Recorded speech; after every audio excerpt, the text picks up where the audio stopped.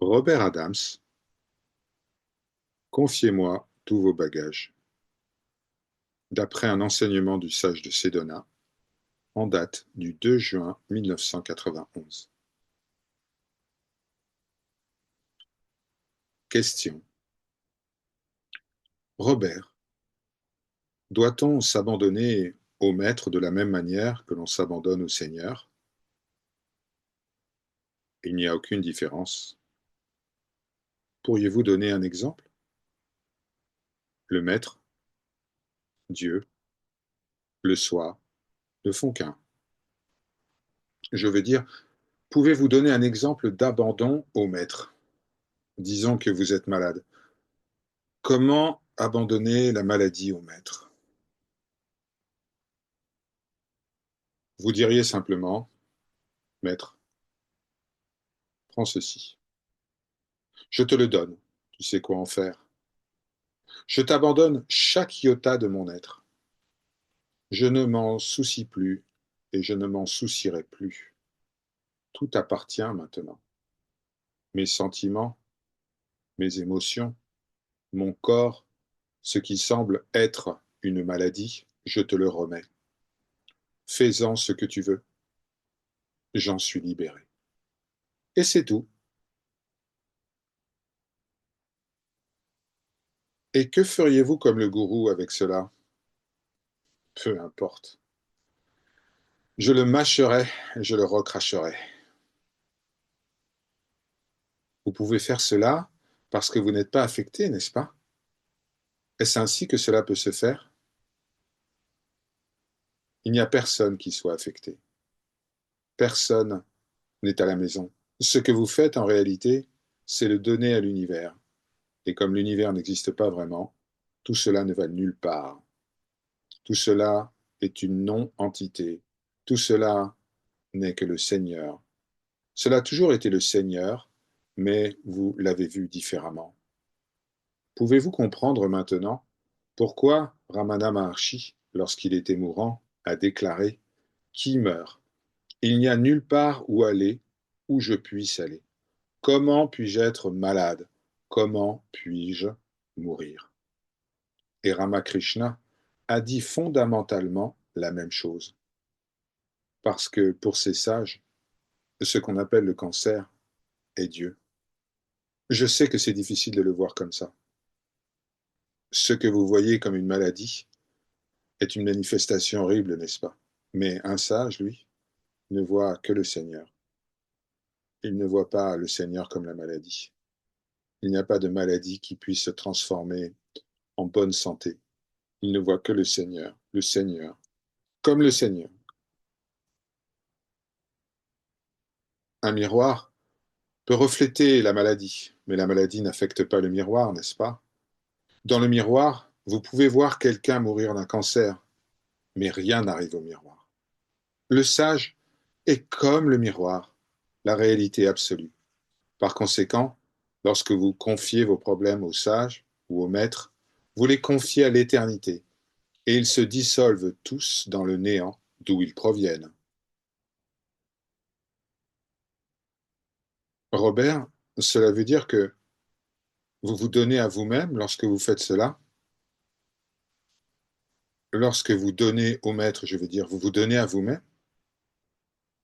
Exactement. Le soi, le maître, Dieu, ne font qu'un. Vous vous le donnez à vous-même parce que le soi est omniprésent. Il ne se passe rien pour le corps.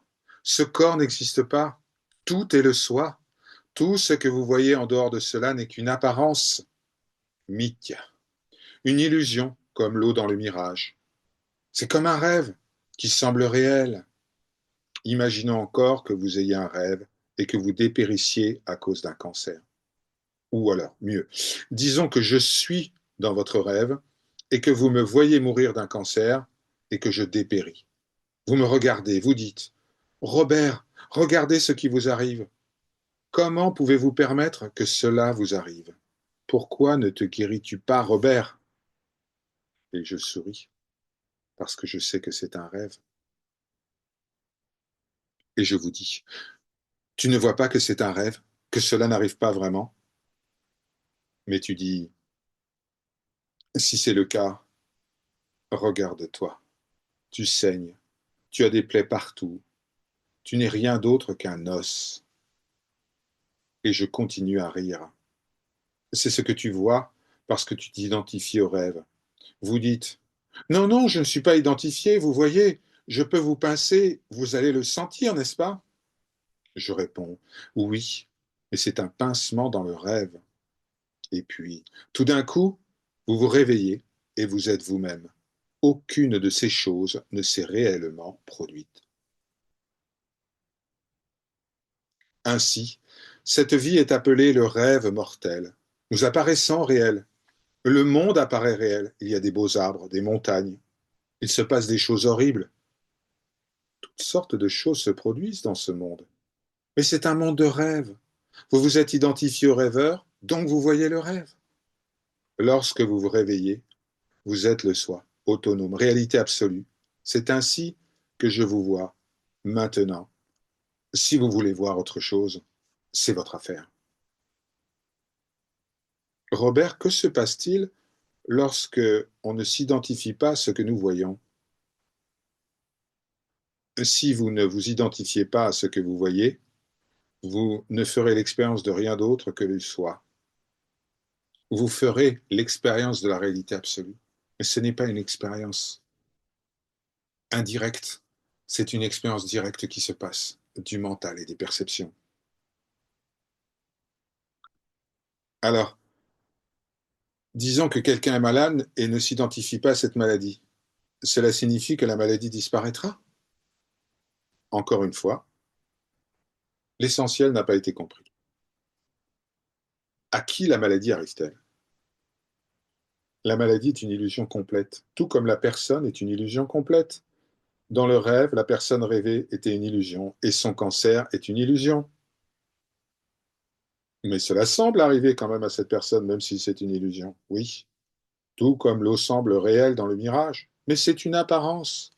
Tant que vous vous identifiez au monde et à celui qui l'observe, cela apparaît très réel.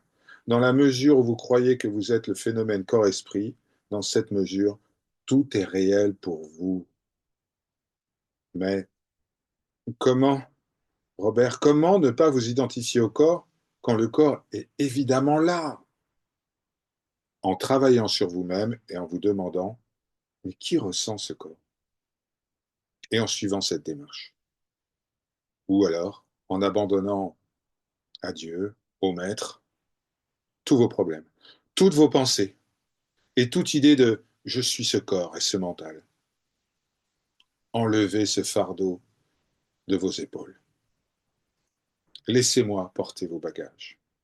Robert, quand nous enquêtons sur notre véritable nature et que nous nous demandons qui suis-je, eh bien, il y a une phase silencieuse. Est-ce que nous devons nous enfoncer encore plus profondément dans le silence? Tant qu'il y a des pensées, vous devez continuer à plonger en vous-même. Lorsque les pensées s'arrêtent, le soi absorbera toute notion d'altérité, le mental, l'idée d'être une personne. Le soi absorbera l'esprit dans le cœur et vous vous souviendrez de votre véritable nature. Nous n'avons donc pas besoin de nous concentrer à ce sujet? Non. Avant, dans d'autres satsangs, vous nous avez dit d'imaginer où se trouvait la lumière sur le côté droit de la poitrine. Mais c'est toujours l'ego qui imagine, n'est-ce pas? Oui. L'ego doit imaginer que pour se détruire, il doit pratiquer ceci ou cela. Rappelez-vous que vous allez utiliser le mental pour détruire le mental. Vous faites en réalité ce que vous avez à faire. Si nous plongeons en nous-mêmes et que nous entrons dans le silence absolu, nous n'avons pas à nous soucier de nous concentrer sur quoi que ce soit. La concentration s'arrête automatiquement parce qu'il doit y avoir quelqu'un pour se concentrer. La distraction s'arrête automatiquement parce qu'il doit y avoir quelqu'un pour être distrait.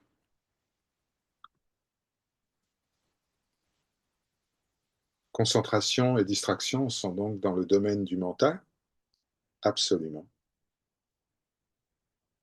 Tout se fait tout seul en réalité. Tout mouvement, vritti, vient du mental, de l'ego.